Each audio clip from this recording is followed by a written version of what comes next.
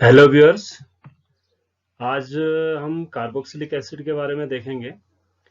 Carboxylic acid organic chemistry का एक main constituent है और हमारा सॉप इंडस्ट्री में फैटी एसिड्स जो एसिड्स के हायर फैटी एसिड्स होते हैं उनका यूज होता है। फूड इंडस्ट्री में, सॉफ्ट ड्रिंक में, food product like acidic acid vinegar के रूप में आप यूज करते हैं। और ड्रग्स जैसे आपको पता है एस्पिरिन, इसमें हमारे पास COH ग्रुप प्रेजेंट है, कोगुलेंट के लिए रूप में यूज होते हैं।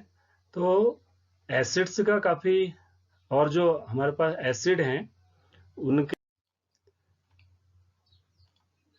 आज मैं आपको कार्बोक्सिलिक एसिड के nomenclature, structure and bonding, physical properties like acidity of carboxylic acids, effect of substituents on acid strength के बारे में बताऊंगा। और यहाँ पर मैं फोकस करूंगा मेनली जो टॉपिक ये मैं पढ़ाऊंगा ये कॉम्पिटिटिव पॉइंट ऑफ व्यू से और एग्जाम पॉइंट ऑफ व्यू से जो भी क्वेश्चन पूछे जाते हैं उनके बारे में बताऊंगा।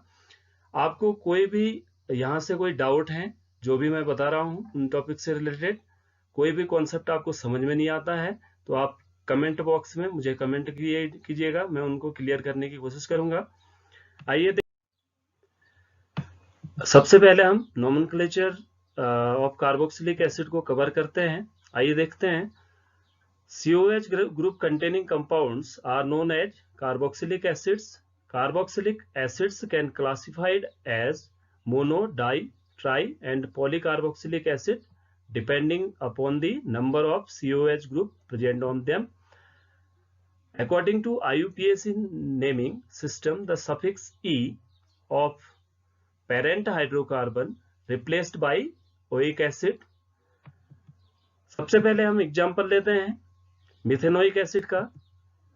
इसमें कितने कार्बन है? एक कार्बन है, तो इसको हम क्या बोलेंगे? Methanoic acid. देन ये वाला स्ट्रक्चर देखिए इथेनोइक एसिड का, इसमें हमारे पास 2 कार्बन है। देन प्रोपेनोइक एसिड, इसमें 3 कार्बन है। Like these 3 compounds. Now butanoic acid having 4 carbon and pentanoic acid have 5 carbon. The numbering of this numbering can be started from the carbon where we have COH group like 1, 2, 3, 4, 5. 1, 2, 3, 4, 5. Now we can see some more example. The compound containing side chain. So यहाँ पर हम numbering कैसे करते हैं ये आप देखिएगा। 1, 2, 3, 4 हमारे पास सेकंड पोजीशन और थर्ड पोजीशन में मिथाइल ग्रुप है, तो इसका नाम हम बोलेंगे 2,3 डाइमिथाइल ब्यूटेनोइक एसिड। अब हम इसके बाद का एग्जांपल देखते हैं जिस कंपाउंड में OH ग्रुप है। तो हम नंबरिंग जो प्रायोरिटी है वो COH की प्रायोरिटी पहली है, तो यहाँ पर हम first, then second, then third, then fourth ऐसे नंबरिंग देंगे। और जो OH ग्रुप है उसको हाइड्रोक्सी काउंट करेंगे, 3 हाइड्रोक्सी ब्यूटेनोइक एसिड। अब देखते हैं जब CHO ग्रुप होगा तो उसमें नंबरिंग में थोड़ा अंतर हो जाता है। यहाँ पर 3, 4 न होके 4 यहाँ पर होगा, तो नंबरिंग इस तरीके से होता है 1, 2, 3, 4। तो यहाँ पर हो जाएगा आपका 3 मेथिल 4 ऑक्सो ब्यूटेनोइक एसिड। ये इसके बाद का जो एग्जांपल है वो एरोमेटिक कार्बन का है, एरोमेटिक कार्बोक्सिलिक एसिड का है। आप देख सकते हैं यहाँ पर आप जब नंबरिंग दोगे वो हम एलिफेटिक जो एसिड है उसके अकॉर्डिंग देंगे। नंबरिंग देंगे तो यहाँ पर हमारे पास एक कार्बन है, तो 1 phenyl methanoic acid, this one, इसको हम बेंजोइक एसिड भी कहते हैं। इसके बाद आते हैं हम सेकंड एग्जांपल पे। 1, 2 सेकंड पोजीशन में फिनाइल जुड़ा हुआ है, तो इसको बोलेंगे हम 2 phenyl ethanoic acid. Like this we have 3 phenyl propanoic acid. अभी तक हमने जो भी नोमेनक्लेचर के बारे में पढ़ा, मैंने लिमिटेड जो है अलग अलग एग्जांपल आपको समझाने की कोशिश करी है। आप उनके और प्रैक्टिस करेंगे, नए नए एग्जाम्पल देखेंगे, साइड चेन देखेंगे। अगर इससे रिलेटेड कोई भी आपको उसके बाद भी क्वेश्चन समझ में नहीं आता है तो मुझे आप सेंड करिएगा।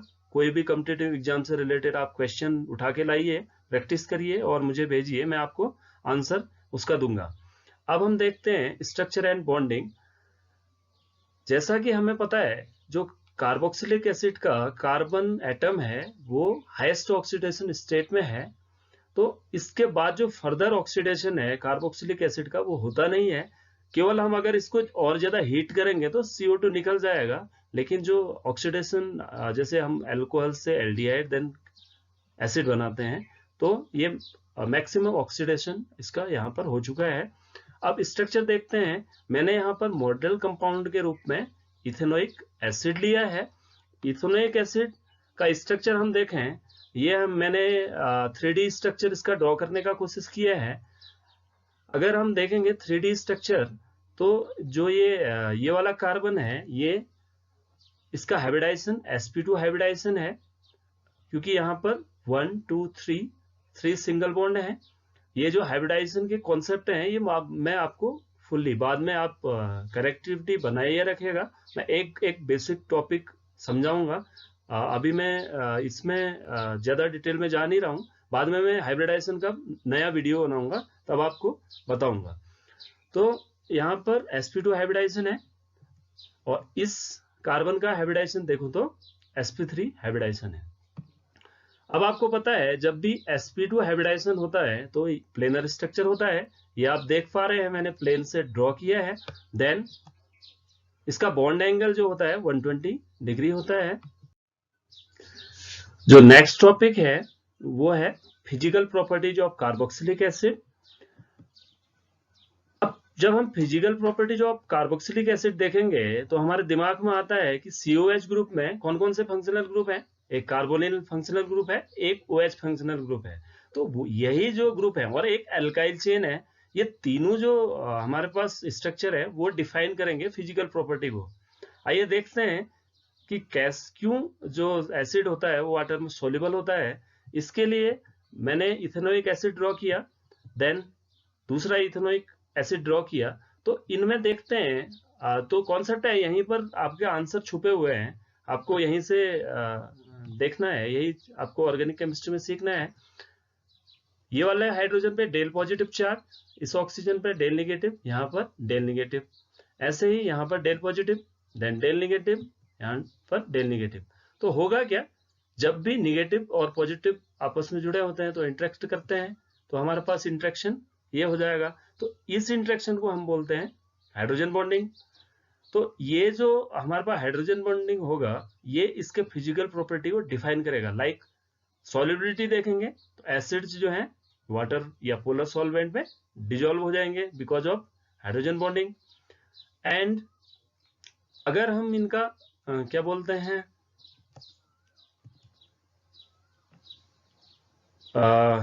एल्काइल चेन लेंथ बढ़ाते हैं, अगर फॉर एग्जांपल हम 5 कार्बन तक जाते हैं तो ये अच्छे से सॉल्युबल होंगे, क्योंकि हमारे पास हाइड्रोफोबिक होता है एल्काइल चेन। जैसे जैसे उसका चेन लेंथ बढ़ेगा उसका सॉल्युबिलिटी कम हो जाएगा।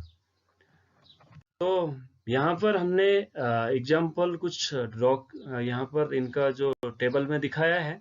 अगर मैं फॉर्मिक एसिड देखूं तो ये फॉर्मिक एसिड इवन कहाँ तक ब्यूटायरिक एसिड तक ये वाटर पे मिसिबल है, क्योंकि यहाँ पर एल्काइन चेन लेंथ बहुत बड़ा नहीं है, तो हमारे पास ये जो है सॉल्युबल है वाटर में। लेकिन जैसे जैसे एल्काइल चेन और लंबी बढ़ते जाएगी सॉल्युबिलिटी आप देखिएगा, पहले 6 है देन 1.2 देन 0.28, तो सॉल्युबिलिटी घटते जा रही है। अगर हम कार्बोक्सिलिक एसिड की ऑर्डर की बात करते हैं तो मोस्ट ऑफ दी जो वोलेटाइल कार्बोक्सिलिक एसिड होते हैं उनका बहुत ही स्ट्रॉन्ग ऑर्डर होता है। आपने देखा होगा विनेगर, काफी अगर कंसंट्रेटेड विनेगर को आप देखेंगे तो उसका पंजेंट स्पेल होता है, वो आप वो नहीं कर पाओगे। तो काफी इसके बाद जब हम इसका एस्टर बना देते हैं, आगे लेक्चर में आपको मैं बताऊंगा कि कैसे हम सिंथेसाइज करते हैं एस्टर या प्रिपरेशन। तो कार्बोक्सिलिक एसिड से अगर हम एस्टर बनाएंगे तो उनका जो एस्टर्स होते हैं, काफी प्लीजेंट स्मेल होता है। जो भी आप देखते हैं ना आपके जो परफ्यूम होते हैं उनमें ये एस्टर्स होते हैं कार्बोक्सिलिक एसिड के, काफी अच्छा स्मेल होता है, इंजॉय करिएगा स्मेल को। After studying the pleasant smell of ester, now the next topic is acidity of carboxylic acid. अगर हम कार्बोक्सिलिक एसिड की एसिडिटी की बात करें तो जो कार्बोक्सिलिक एसिड्स हैं वो किसके साथ रिएक्शन करते हैं, वीक बेस के साथ रिएक्शन करते हैं। Carboxylic acids are more acidic than alcohols and phenol. इसको हम एक्सप्लेन करने के लिए पहले रिएक्शन देखते हैं कि तीनों रिएक्शन कैसे करते हैं। अगर हम देखें, ये हमने इथाइल अल्कोहल लिया तो ये सोडियम मेटल के साथ रिएक्शन करता है और सोडियम इथॉक्साइड बना देता है। फिनॉल की रिएक्शन देखते हैं तो ये NaOH के साथ रिएक्शन करता है और सोडियम फिनॉक्साइड बना देता है। CH3CHO Na2CO3 के साथ रिएक्शन करता है तो ये हमारे पास बना देता है CH3COONA। तो अगर हम देखें बेसिसिटी ऑर्डर देखें तो सबसे ज्यादा जो बेसिक होता है सोडियम मेटल होता है, देन NaOH होता है, देन Na2CO3 होता है। और जो रिएक्टिंग ऑर्डर है वो रिवर्स है। कहने का मतलब है सबसे ज्यादा जो एसिडिक होगा वो वीक के साथ रिएक्शन करेगा। ये आपको जनरली पता होगा, बेसिक है फिनोमिना। तो इसके आधार पर हम कह सकते हैं कि सबसे ज्यादा एसिडिक कौन होगा, जो वीक बेस के साथ रिएक्शन करेगा। तो यहाँ पर हमारे पास ये वाला सबसे ज्यादा एसिडिक हो गया, देन फिनॉल हो गया, देन अल्कोहल हो गया। अब फर्दर अगर हम और अच्छे से समझना चाहें एसिडिटी को तो इसका जो रिजोनेटिक स्ट्रक्चर है उसको आप देखिएगा। अगर मैं यहाँ पर देखूं अल्कोहल का, अगर मैं रिजोनेटिक स्ट्रक्चर बनाता हूं तो होगा क्या, नहीं होगा। और दूसरी बात, जो अल्कोहल में यहाँ पर मैंने ड्रॉ नहीं किया लेकिन आप जस्ट अल्कोहल में करके देखिएगा कॉपी में लिख के, जो C2H5OH CH3 का प्लस आई इफेक्ट है वो OH को अंदर को आने नहीं देगा। अगर फिनॉक्साइड देखूं तो फिनॉक्साइड में अंदर को आने तो देगा लेकिन माइनस आई इफेक्ट, बेंजीनिंग बाहर की ओर जो मीजोमेरिक इफेक्ट होगा वो फिर से इजीली आने नहीं देगा, क्योंकि कार्बन पे प्लस चार्ज माइनस चार्ज आपने देखा नहीं होगा। लेकिन यहाँ पर क्या है, यहाँ पर ऑक्सीजन क्या है, माइनस आई इफेक्ट भी शो कर रहा है और मीजोमेरिक इफेक्ट भी। ये अंदर आएगा तो ये इस तरीके से हमारे पास माइनस चार्ज बनेगा जो स्टेबलाइज होगा। इसलिए जो कार्बोक्सिलिक एसिड्स होते हैं वो ज्यादा एसिडिक होते हैं। अब आता है जो नेक्स्ट टॉपिक है वो है effect of hydrogen bonding on acidity. Let's see how it will work. अब एसिडिटी के लिए जैसे कि पहले भी मैं इधर दिखा चुका हूं आपको, एसिडिटी मतलब जो H आयन इजीली दे देगा। आइए देखते हैं, जब हमारे पास कोई भी फैक्टर जो इस निगेटिव चार्ज को स्टेबलाइज करेगा तो H पॉजिटिव इजीली चला जाएगा। तो आइए देखते हैं, जब ये निगेटिव चार्ज ऑक्सीजन पे आता है तो स्ट्रक्चर कैसा बनता है, ऐसा बनता है। ये जो निगेटिव चार्ज बना ये स्टेबलाइज है किसके द्वारा, हाइड्रोजन बॉन्डिंग के द्वारा। ये मैंने दिखाने की कोशिश करी है। तो इससे जो है प्रूफ क्या होता है कि जो हाइड्रोजन बॉन्डिंग है, अगर hydrogen bonding intramolecular hydrogen bonding compound में हो रही है तो वो एसिडिटी को बढ़ाएगी। जैसे कि para isomer of salicylic acid is less acidic then salicylic acid. अब यहाँ पर कुछ वैल्यूज दी हैं, जो इफेक्ट्स ऑफ सब्स्टिट्यूएंट देखते हैं कि कैसा, अगर सब्स्टिट्यूएंट इलेक्ट्रॉन विथड्रॉइंग होगा R ग्रुप में तो कैसा एसिडिटी में इफेक्ट करेगा। आप देख पा रहे होंगे मिथेनोइक एसिड, इसका pKa वैल्यू है 3.76, ethanoic acid 4.76, chloro acetic acid 2.86। सबसे ज्यादा एसिडिक कौन है, ट्राइफ्लोरो एसिटिक एसिड, जिसका pKa वैल्यू है 0.5। इट मीन्स जिसके लिए pKa वैल्यू कम आएगा pH ज्यादा आएगा, तो वो इतना ज्यादा एसिडिक होगा। तो आइए देखते हैं इनको कैसे हम समझ। अगर हमारे पास प्लस आई इफेक्टिव सब्स्टिट्यूएंट होगा तो इंक्रीज करेगा, माइनस आई इफेक्टिव सब्स्टिट्यूएंट है तो वो एसिडिटी को डिक्रीज करेगा। मैंने यहाँ पर समझाने की कोशिश करी है। आइए देखते हैं। देखो, जब OH अंदर की ओर ये ऐसे आएगा, R अगर रिलीजिंग ग्रुप है तो इन दोनों में रिपल्सन होगा, ये इसको अंदर की ओर आने नहीं देगा, ये यहाँ को फोर्स करेगा और R यहाँ को फोर्स करेगा, तो हमारे पास एसिडिटी कम हो जाएगी। इस केस में क्या है, सपोर्ट कर रहा है, ये देखते हैं ऐसा, ये विड्रॉ कर रहा है, ये ऐसे आना चाह रहा है, ये कह रहा है आजा, तो देन ये क्या कर रहा है, सपोर्टिव हो गया, तो एसिडिटी ज्यादा हो गया। अब इसके बेस पे हम कुछ मैंने एग्जांपल बनाए हैं, इंक्रीजिंग ऑर्डर ऑफ एसिडिटी देखते हैं। एक है chloro acidic acid, then dichloro acidic acid, then trichloro acidic acid and trifluoro acidic acid. इसमें एक माइनस आई इफेक्ट है, रेड एरो से दिखाया है, इसमें 2 है, देन हमारे पास यहाँ पर 3 है, यहाँ पर भी 3 है। अब हम इनमें अगर इन तीनों में कंपैरिजन करेंगे तो सबसे ज्यादा एसिडिक ये हो जाएगा, देन ये हो जाएगा, देन ये हो जाएगा। अब इन दोनों में कंपेयर करूं तो फ्लोरीन ज्यादा इलेक्ट्रॉन विड्रॉइंग है, तो इसका सबसे ज्यादा एसिडिक हो जाएगा। नेक्स्ट कॉम्बिनेशन मैंने दिया है, ये जो है कॉम्पिटिटिव एग्जाम के लिए काफी इंपॉर्टेंट समझना है, इसको आराम से समझिएगा, कहीं पर भी आता है तो आप आराम से कर पाएंगे। दूसरा मैंने एग्जाम्पल दिया है इस तरीके का, एक है इथेनोइक एसिड, दूसरा है बेंजोइक एसिड। अब आप देख पा रहे हैं यहाँ पर इथेनोइक एसिड में भी plus I effect of CH3 है और यहाँ पर plus I effect of benzene ring. लेकिन अब यहाँ पर इंटरेस्टिंग जो चीज है वो आप देख पा रहे होंगे कि ये जो कार्बन है वो क्या है, sp2 कार्बन है बेंजोइक एसिड का, और इथेनोइक एसिड का sp3 कार्बन है। ये मैं डिटेल में आपको अदर जो टॉपिक्स होंगे वहां समझाऊंगा। जब भी sp2 कार्बन होता है तो यहाँ पर s कैरेक्टर क्या है, ज्यादा है। s कैरेक्टर जब भी ज्यादा होगा तो वो क्या होगा, मोर इलेक्ट्रॉन विड्रॉइंग होगा। इलेक्ट्रॉन विड्रॉइंग मतलब सेंटर के s कैरेक्टर मतलब मोर, s कैरेक्टर मतलब न्यूक्लियस के पास, तो मोर अट्रैक्टिंग पावर वाला होगा, तो इलेक्ट्रॉन विड्रॉइंग जैसा हो जाएगा।